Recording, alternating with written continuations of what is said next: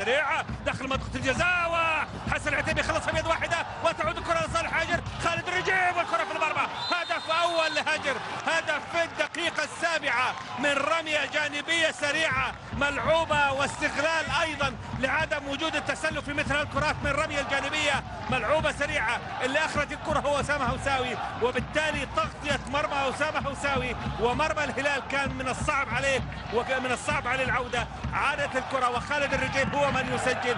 سجل في بداية الدوري هناك في الأحساء هدف في مرمى الهلال، هنا يسجل أيضا في هدف في مرمى الهلال. وهنا كرة حسن العتيبي، المحاولة جاءت والتسديدة كانت من محمد الخميس محرز منها الهدف الأول في المباراة وهدف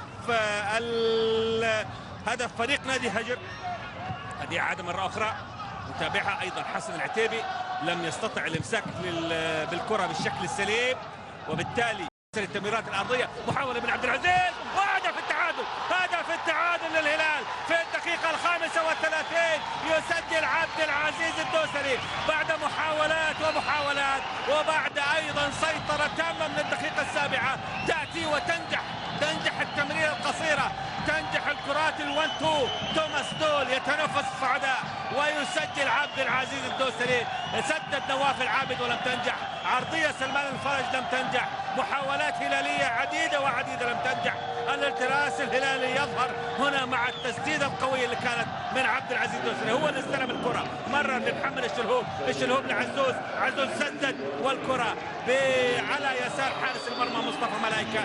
والهدف الأول للهلال هدف التعادل يأتي على يسار حارس مرمى هجر مصطفى ملايكة. مجهود كبير.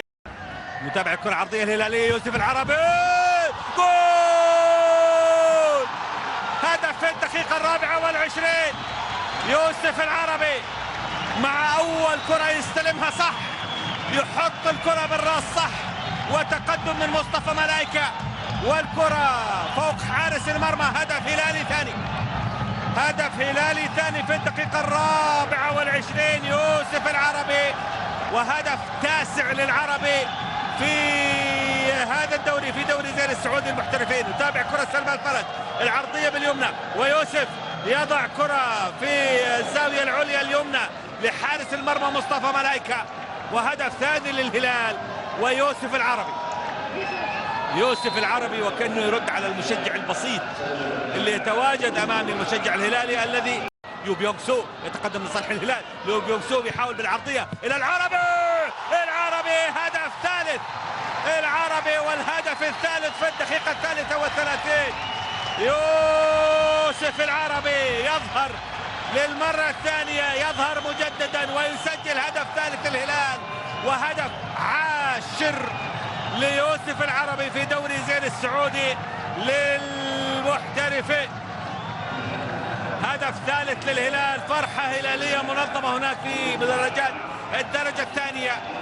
ويوبيونغ سو يأتي بالتفاهم، صح في تفاهم، لكن شوفوا تحرك يوسف العربي خلف المدافع أيضا، والكرة على يمين مصطفى ملايكة. والهدف الثالث للهلال، والثقة اللي كان عليها توماس دول مع يوسف العربي بإبقائه في المباراة بالرغم من عدم الرضا اللي كان على الجمهور.